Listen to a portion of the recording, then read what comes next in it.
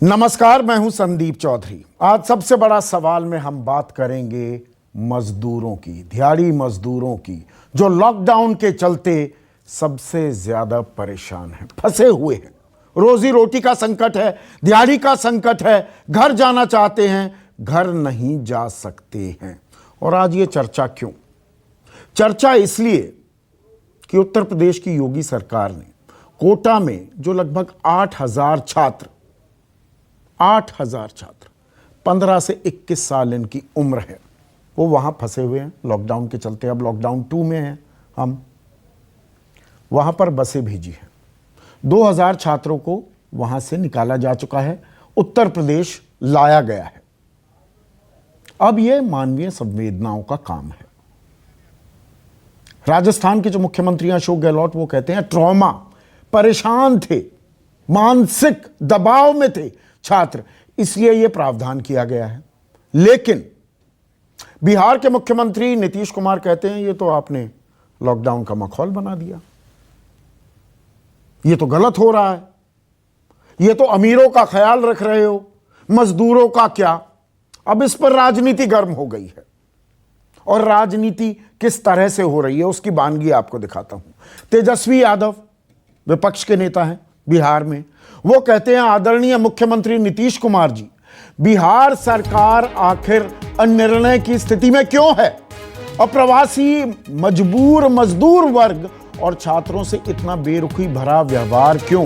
3 दिन में बिहार के 3 गरीब मजदूरों की मृत्यु हो चुकी है, उनके प्रति असंवेदनशीलता क्यों है? वहीं अखिलेश यादव उत्तर प्रदेश के मुख्यमंत्री रह चुके हैं। अखिलेश यादव क्या कहते हैं? अखिलेश यादव कहते हैं, ट्वीट करते हैं कि राजस्थान के कोटा में फंसे उत्तर प्रदेश के विद्यार्थियों को वापस लाने की योजना का स्वागत है, लेकिन यह सवाल भी है कि अन्य राज्यों में भुखमरी के शिकार हो रहे अति निम्न आय वर्ग के गरीबों को वापस लाने की क्या योजना है, और यह भी कि प्रदेश के तथाकथित नोडल अधिकारियों के मोबाइल मूक मौन क्यों है।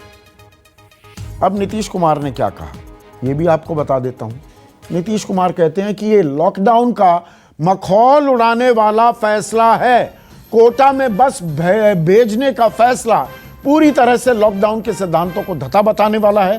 कोटा भेजी गई बसों का परमिट वापस लिया जाए, और जो छात्र जहां है उनकी सुरक्षा वहीं की जाए, ये नीतीश कुमार कह रहे हैं। अब मैं थोड़ा मजदूरों की स्थिति आपको बता दूं। ये जो राजनीति हो रही है ना, नीतीश कुमार अभी उनको चुनाव में भी जाना है, सितंबर अक्टूबर में चुनावों की घोषणा हो जाएगी बिहार में। गरीब अमीर किया जा रहा है, छात्रों को अमीर बताया जा रहा है, ट्रॉमेटाइज छात्रों को, और मजदूरों के लिए तो कि नहीं वहीं रहिए। स्वॉन एक एनजीओ है। स्वॉन का मतलब आपको समझा दूं, stranded workers action network, stranded workers, फंसे हुए मजदूर, उनका सर्वे किया गया। 11,159 मजदूरों से बात की, और उसमें क्या निकला? 15 अप्रैल तक का ये आंकड़ा है। 51% मजदूरों के पास बस 1 दिन का राशन, 72% मजदूरों के पास 2 दिन का राशन। लॉकडाउन के पहले 2 हफ्तों में केवल 1% मजदूरों को सरकारी राशन मिला। लॉकडाउन के 4 हफ्ते बाद तक सिर्फ 4% मजदूरों को सरकारी राशन मिला। 96% मजदूरों को सरकारी राशन नहीं मिला। 96%। 70% मजदूरों को पका हुआ खाना नहीं मिला। 78% मजदूरों के पास 300 रुपए से ज्यादा नहीं, 300 रुपए जेब में है। 89% मजदूरों को लॉकडाउन में कोई वेतन नहीं मिला है। फिर से बता दूं, 11,159 मजदूरों से बातचीत की स्वॉन ने। ऐसे में आज का सबसे बड़ा सवाल, क्या राशन पानी की कतारों में कट जाएगा मजदूरों का कोरोना काल, और प्रवासी मजदूरों पर राजनीति से संकट दूर हो जाएगा? अहम सवाल है ये। चर्चा में मेरे साथ बीजेपी के राष्ट्रीय प्रवक्ता सुदेश वर्मा, कांग्रेस के राष्ट्रीय प्रवक्ता अखिलेश प्रताप सिंह, स्वराज इंडिया के संस्थापक योगेंद्र यादव अजय आलोक, जेडीयू अहम घटक है मोदी सरकार की। बिहार में सरकार है, नीतीश कुमार का मैंने जिक्र किया, उनके युवा चेहरा, उनके प्रवक्ता मेरे साथ हैं। इसके अलावा एक और खास मेहमान अशोक सिंह, इंटक के नेशनल वाइस प्रेसिडेंट हैं। ये सबसे बड़ी संस्था है, मजदूरों की बात आवाज उठाती है, उनके हक की बात करती है। और प्रोफेसर राजेंद्रन नारायणन अजीम प्रेमजी यूनिवर्सिटी से जुड़े हुए हैं और स्वान ने जो ये रिसर्च की उसका अहम हिस्सा थे। 11,159 मजदूरों से आपने बात की है। ये चौंकाने वाले आंकड़े हैं प्रोफेसर राजेंद्रन। आपको उम्मीद थी कि ये आंकड़े आएंगे? 96% मजदूरों को सरकारी राशन नहीं मिला, 89% को तनख्वाह नहीं मिली, दिहाड़ी नहीं मिली लॉकडाउन के बाद, और लॉकडाउन 2 की मध्य में है हम। 15 अप्रैल तक का यह आपका आंकड़ा है। ऐसी उम्मीद थी आपको?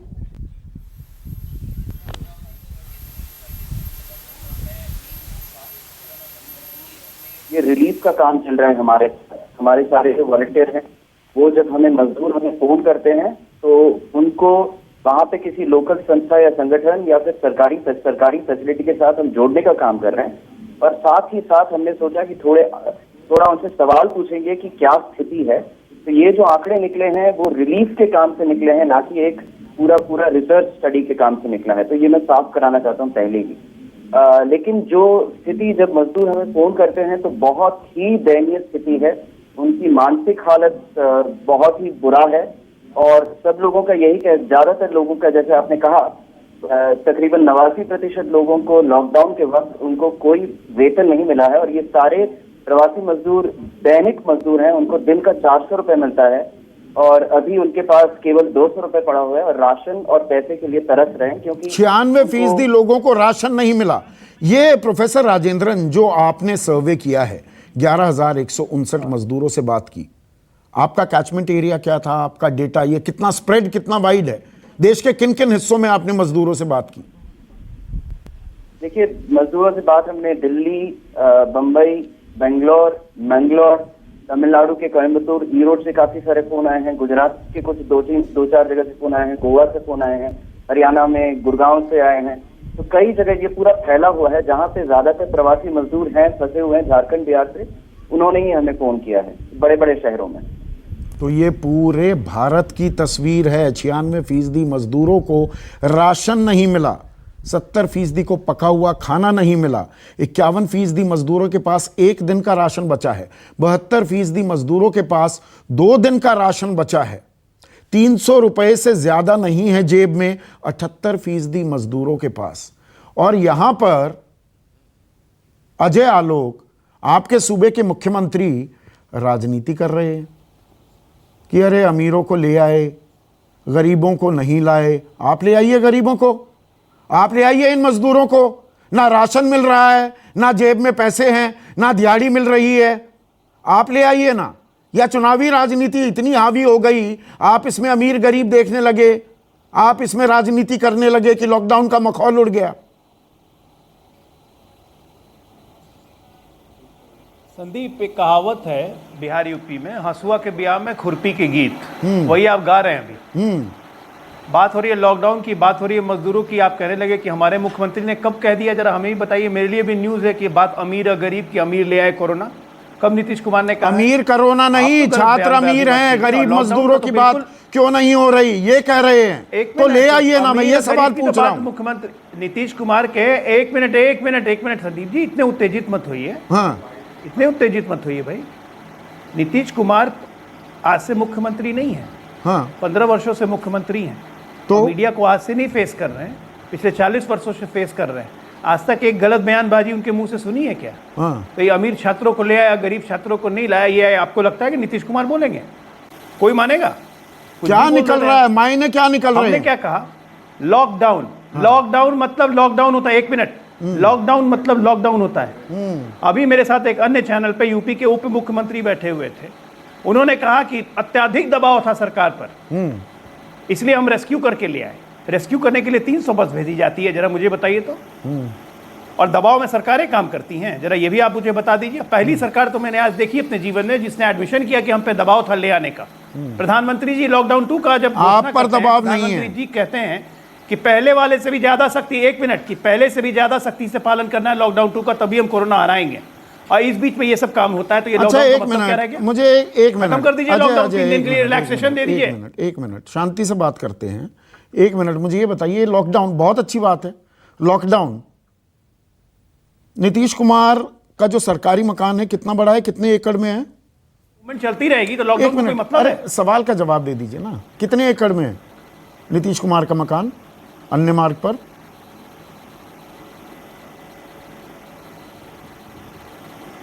मैं कोई अमीन नहीं हूं कि जाके उनका जमीन नापूंगा कि कितने एकड़ में होगा ना 3-4 एकड़। मुख्यमंत्री के नाम से अलॉटेड बंगला है। नहीं, और आज 3-4 से एकड़। नहीं है, आज से नहीं, अंग्रेजों के समय से है। ठीक है। आपको शौक अरे है तो एक काम कीजिए, फीता होता लेके आइए, नाप लीजिए उनका वो भी बंगला। नाप लूंगा मैं, वो भी नाप लूंगा। 3-4 एकड़ मान लेते हैं ना।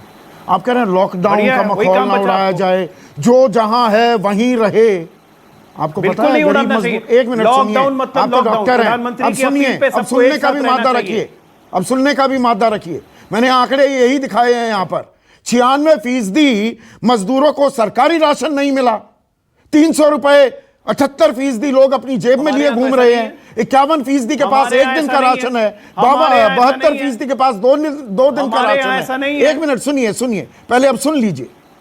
और जो ये सोशल डिस्टेंसिंग, एक मिनट हमारे यहाँ ऐसा नहीं है।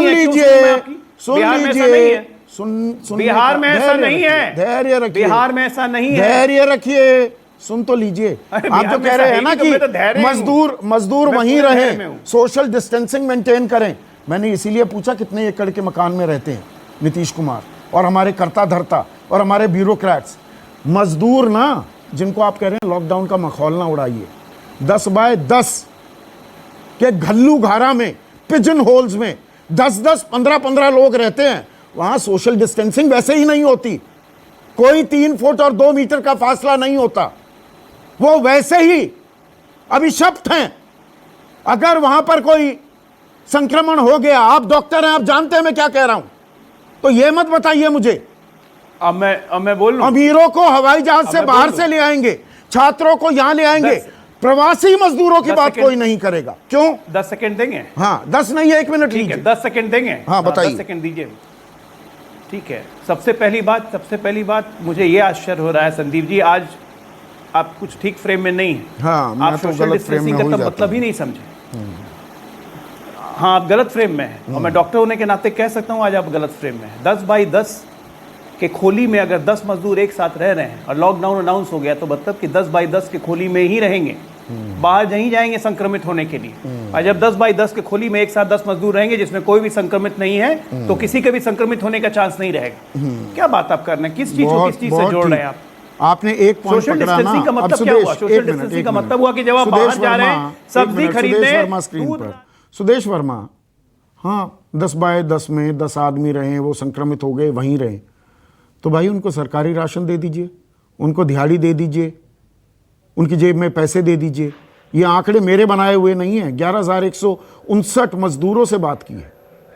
जेब में पैसा नहीं, नौकरी नहीं, दिहाड़ी नहीं, राशन नहीं, और कहो घर में बैठे रहो। संदीप जी, आपकी बात बिल्कुल सही है। और देखिए, स्टेट गवर्नमेंट के इफिशिएंसी पर डिपेंड करता है कि स्टेट गवर्नमेंट कोई है जो राहत ठीक से पहुंचा पा रहा है, क्योंकि फूड ग्रेन्स की कमी नहीं है। सेंट्रल गवर्नमेंट ने कह दिया है कि एफसीआई से जितना चाहिए आपको मिलेगा, जो अलॉटेड कोटा है उससे ज़्यादा राशन दिया जा रहा है। अब ये डिस्ट्रीब्यूशन का मामला है, उसको स्टेट को देखना है, वहाँ केंद्र इंटरफियर नहीं कर सकती। फेडरलिज्म का मामला है, उसके बाद भी केंद्र ने बहुत से हेल्पलाइन क्रिएट किए हैं, पार्टी के तौर पर हम लोगों ने हेल्पलाइन क्रिएट किए हैं। अगर देखिए, ये तो हर एक सरकार जो है, महाराष्ट्र हुआ, गुजरात हुआ, राजस्थान हुआ, इन लोगों के लिए पे बैक टाइम है इन मजदूरों का। इन मजदूरों ने ही शहर बनाए हैं, पे बैक टाइम समझना चाहिए और इनका सेवा पे बैक कहाँ मिल रहा है मजदूरों को? उनका हक कहाँ मिल रहा है? मजदूर कोई बांद्रा में खड़ा होता है, कहीं दिल्ली में खड़ा होता है, सूरत में दोबारा से 4 दिन पहले निकले थे, आज फिर निकल आए सड़कों पर। सूरत की भी तस्वीरें दिखाइए। हालत तो ये है ना। मैं जानना चाहूंगा संदीप जी, कांग्रेस सेवा दल के वर्कर्स कहाँ गए? मैं तो सबसे पूछ रहा हूं, मैं राजनीति करना ही नहीं चाहता। मेरा सवाल मजदूरों से जुड़ा है, मेरे को राजनीतिक दलों से, सरकारों से नहीं। मैं सबसे सवाल पूछ रहा हूं अखिलेश प्रताप सिंह, मैं सवाल सबसे पूछ रहा हूं अखिलेश प्रताप सिंह स्क्रीन पर।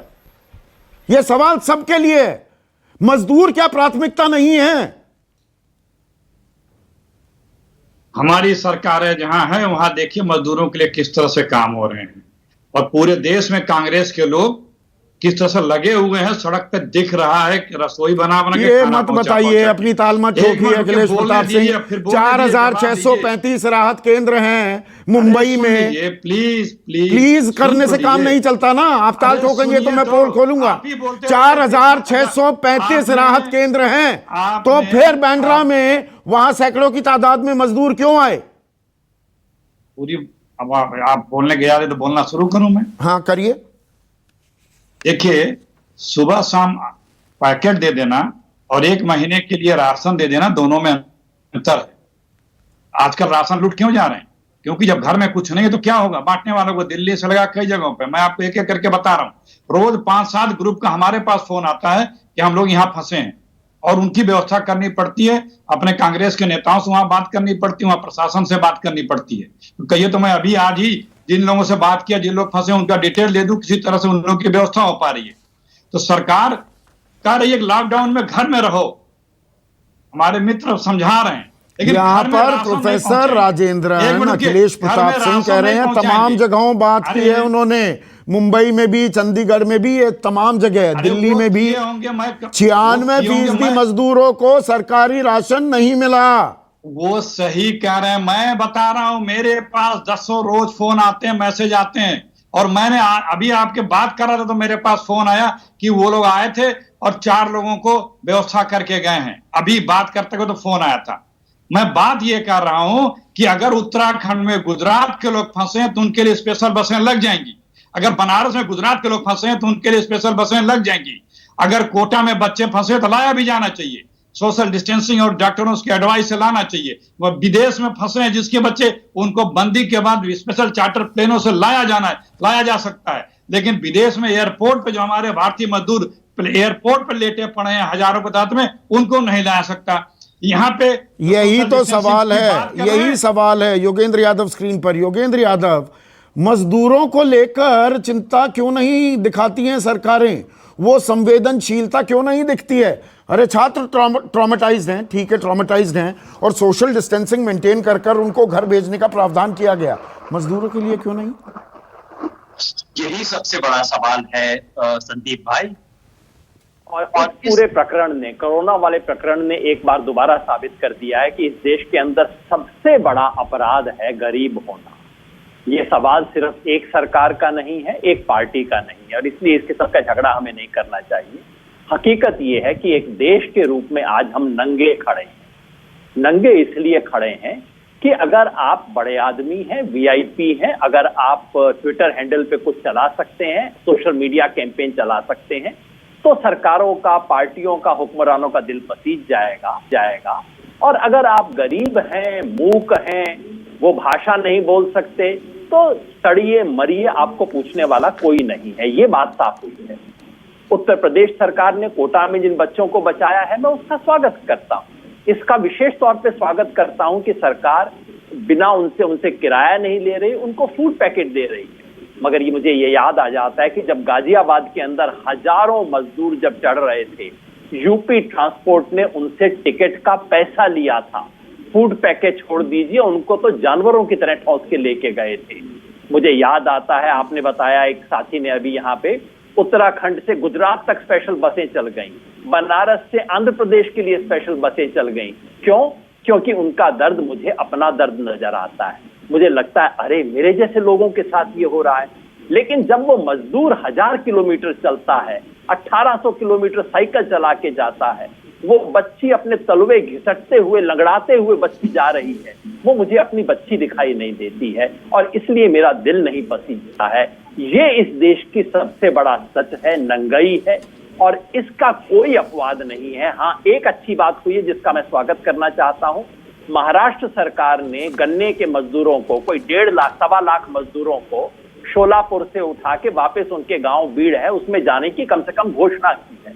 अगर ये महाराष्ट्र में हो सकता है, अगर ये कोटा से यूपी जा सकते हैं तो भाई, और ये इसके लिए सब कुछ किया गया है, पहले टेस्ट किया जाएगा, सवाल ये है, बिल्कुल ठीक बात तो कही अशोक सिंह, सवाल ये है कि सरकार इंतजाम क्यों नहीं कर सकती मजदूरों के लिए?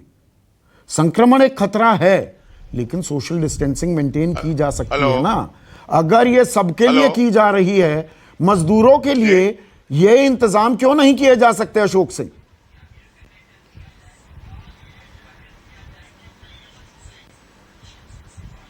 देखिए, ऐसा है कि संदीप भाई, मैं आपकी बात से सहमत, आप बहुत सही बात कहते हैं।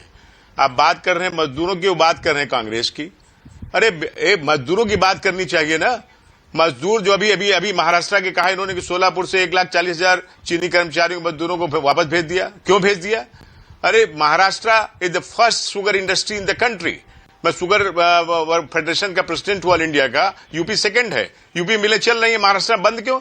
अगर शुगर मिलों में जो काम कर रहे हैं उनके रहने की, उनके खाने की व्यवस्था कर दीजिए। उनको भेजने की व्यवस्था क्यों कर रहे हैं? भेजने की व्यवस्था उनकी करिए जिनकी रहने की व्यवस्था नहीं है, खाने की नहीं है, चलने की नहीं है, काम नहीं है, बदहाली की, उनको भेजने की व्यवस्था करिए। बात यह है संदीप भाई, जो आपको दर्द जो आप महसूस करते हैं मजदूरों का, जो आप पीड़ा महसूस करते हैं, जो भूख महसूस करते हैं, जो तंगहाली महसूस करते हैं, वो राजनेता महसूस नहीं करते हैं।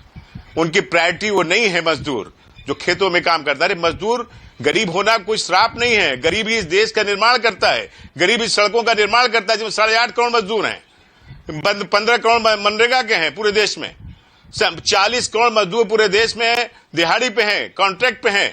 तो उनका दर्द, उनकी पीड़ा, उनकी व्यथा, उनकी कमजोरी, उनकी गरीबी, ये समझना चाहिए। कौन उनको गरीब करता है? हम करते हैं। जिनके हाथ में ताकत है। पैसा किसके लिए है? चंद लोगों के लिए है, उनके लिए नहीं है। राशन अगर उनको आप 1 महीने का दे दें, अगर उनको जाने की व्यवस्था कर दें, तो क्या दिक्कत इसमें है? क्या परेशानी है? लाखों हजारों करोड़ का अभी आपने बैंक को 50,000 करोड़ दे दिया, वो पहुंचेगा जब तक गरीब आदमी होता है। आपने ही समझाया है, मैंने सुना कि उनको 25% क्या ब्याज देना पड़ेगा।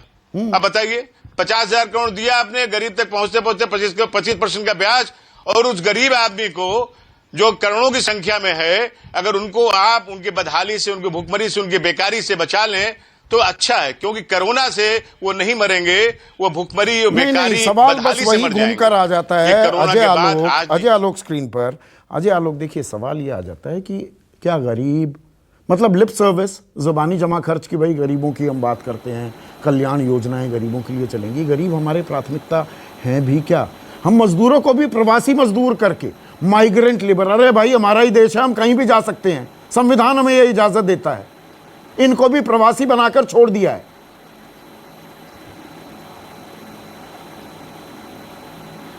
देखिए संदीप, आज कोरोना की इस महामारी में मुझे लगता है कि तमाम राज्य सरकार और केंद्र सरकार अपने तरफ से भरसक प्रयास कर रही हैं कि किसी को कोई दिक्कत, कोई परेशानी न हो। बिहार की बात मैं आपको ये बता सकता हूं कि हमने हर मजदूर जो यहाँ पे रजिस्टर्ड, नॉन रजिस्टर्ड मजदूर है, सबके खाते में 1,000 रुपया भेजे, उनके राशन का प्रबंध किया। उसके अलावा पटना में जितने दैनिक श्रमिक हैं, रिक्शा वाले हैं, ठेले वाले हैं, जिनका रोज़गार बंद हो गया है, प्रतिदिन 4.5 लाख लोगों को हम खाना खिला रहे हैं यहाँ पे 2 वक्त की। उसके बावजूद भी मैं जानता हूँ कि ये एक ह्यूमन साइकोलॉजी है कि जब मुसीबत पड़ती है तो सब लोग अपने घर जाना चाहते हैं। बिल्कुल, तो कहीं कोई अतिशयोक्ति नहीं है। तो वो तमाम मजदूर या काम करने वाले लोग जो अलग अलग राज्यों में हैं, उनकी प्रबल इच्छा है कि अभी अपने घर चले जाएं। एक इसका कारण ये भी है कि उनको ये नहीं पता है कि ये महामारी ख़त्म कब होगी, वापस नॉर्मलसी रिस्टोर कब होगी, इसलिए जितना जल्दी है वो घर जाना चाहते हैं। लेकिन जब लॉकडाउन अनाउंस हो गया है, और ये उन्हीं के लिए, हमारे लिए है, आपके लिए, तो मुझे लगता है कि इस समय थोड़ा कष्ट सह के ही, सबके लिए कष्ट है। पर मेरा सवाल ऐसे में सुदेश ये होगा, ठीक है आपने अपनी बात कही सुदेश, मेरा सवाल ये होगा, कष्ट क्या गरीब ही सहेगा? छात्रों के लिए आप इंतजाम करते हैं, उत्तराखंड से गुजरात के लिए बसें चलवा दी जाती हैं, विजय रूपाणी और अमित शाह सब सक्रिय हो जाते हैं। ऋषिकेश से दिल्ली विदेशियों से भरी, विदेशी सैलानियों से भरी बस आ जाती है, कैसे आती है किसी को कानो खान खबर नहीं होती। उत्तर प्रदेश से आंध्र प्रदेश तक के लिए इंतज़ाम हो जाता है। तो साधन संपन्न लोगों की जो ट्विटर पर अपनी बातें कह सकते हैं, पॉलिसी मेकर्स को इन्फ्लुएंस कर सकते हैं, उनकी बात सुनी जाएगी, गरीब की नहीं सुनी जाएगी। नहीं, इस तरह देखिए संदीप जी, इस तरह का आर्गुमेंट्स देके आप, मैं तो उदाहरण दे रहा हूं, एक गलत उदाहरण दिया हो तो बताओ। आप हो चाहे योगेंद्र यादव हो, आप देश के सिस्टम पर एक बहुत बड़ा प्रतिचिन्ह उठा रहे हैं। बिल्कुल उठा रहा हूं। किया गया है, हर कुछ किया गया है गरीबों के लिए। आपको पता है पीएम रोजगार योजना के तहत पैसा तक दिया गया है, ऐसा नहीं है कुछ नहीं किया जा रहा है। लेकिन आप जो बोल रहे हैं, जो आर्ग्यूमेंट्स आप दे रहे हैं राहुल गांधी जी के बाद कि ट्रेन से क्यों नहीं ले गया गया, अगर ट्रेन से आप ले जाते तो ये महामारी। मेरा सवाल ये है, छात्रों के लिए हो सकता है, आनंद विहार में जो हमने देखा, विदेश में फंसे हुए भारतीयों को प्लेन के जरिए लाया जा सकता है, इन मजदूरों के लिए इंतजाम क्यों नहीं किए जा सकते? योगेंद्र यादव, सवाल बड़ा सरल है, 20 सेकंड में जवाब चाहूंगा। मुझे लगता है संदीप भाई, इसका उत्तर और भी ज्यादा खतरनाक है। पहला उत्तर तो ये है क्योंकि उनका बच्चा हमें अपना बच्चा नजर नहीं आता। उनके दुख में मुझे ये नहीं लगता कि बाप रे मेरे साथ भी कल को ये हो सकता है। जिस सड़क पे हम रोज ड्राइव करते हैं ना, उस सड़क का एक्सीडेंट मुझे अपना एक्सीडेंट लगता है। 100 किलोमीटर दूर की सड़क पे कुछ हुआ मुझे पता नहीं लगता। ये मजदूर एक दूसरी दुनिया में रहते हैं, अफ्रीका में रहते हैं, हमें क्या फर्क पड़ता है इनसे। और दूसरा, इससे भी ज्यादा खतरनाक उत्तर ये है संदीप भाई, और आप इस पर गौर कीजिएगा, इन मजदूरों को बंधक की तरह रखा जा रहा है ताकि जब लॉकडाउन खुले उस वक्त फैक्ट्री मालिकों को मजदूरों की कमी महसूस ना हो, अर्थव्यवस्था को स्टार्ट करने में दिक्कत ना हो। 15-20 दिन भूखे रह लेंगे, क्या फर्क पड़ता है किसी को इस देश के अंदर। ये उन मजदूरों को बंधक रखने का तरीका है। और ये मैं नहीं, बीजेपी के थिंक टैंक के एक व्यक्ति ने खुद लिख के कहा था कि अरे भाई इनको जाने देंगे तो बाद में इंडस्ट्रीज को चलाने में बड़ी दिक्कत आएगी। प्रोफेसर राजेंद्रन, आखिरी कमेंट। 30 मार्च को गृह मंत्री ने एक आदेश जारी किया था जिसमें उन्होंने कहा था कि सारे मजदूरों को उनके जो मालिक हैं वो लॉकडाउन के समय उनका पैसा दे। अब किसी को 89% लोगों को तो पैसा नहीं मिला है। और हिंदुस्तान में कई ऐसे प्रगतिशील कानून हैं जैसे कि national disaster management act, interstate migrant worker act, कई सारे street vendors act, payment of wages act, कई सारे ऐसे प्रगतिशील कानून हैं जिसके तहत मजदूरों को लॉकडाउन के समय, क्राइसिस के समय उनको पूरा वेतन मिलना चाहिए। जब एम्प्लॉयर और कॉन्ट्रैक्टर उसको, ठेकेदार जब उसको पैसा नहीं दे रहे हैं तो इसका सीधा जिम्मेदारी आता है सरकार पे, केंद्र सरकार पे और राज्य सरकार पे भी। तो यहाँ पे केंद्र सरकार को यहाँ पे जिम्मेदारी लेना चाहिए और इसके लिए जवाबदेही बिल्कुल। और ये सवाल इसीलिए आज उठाए जा रहे हैं। देखिए, गरीब, हमारे मजदूर, ये नींव हैं। इनकी मेहनत की बुनियाद पर ही देश 5 ट्रिलियन इकोनॉमी, अच्छे दिन के सपने देखता है। लेकिन आज वो परेशान हैं।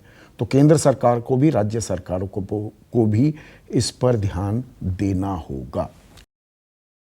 अगर आपको हमारा ये वीडियो पसंद आया हो तो इसे लाइक और शेयर जरूर करें। अगर इस वीडियो पर आपकी कोई राय है तो नीचे कमेंट भी कर सकते हैं। और हां, देश और दुनिया की तमाम खबरों से वाकिफ रहने के लिए अभी सब्सक्राइब करें न्यूज़ 24 का YouTube चैनल। न्यूज़ 24, निष्पक्ष खबरें।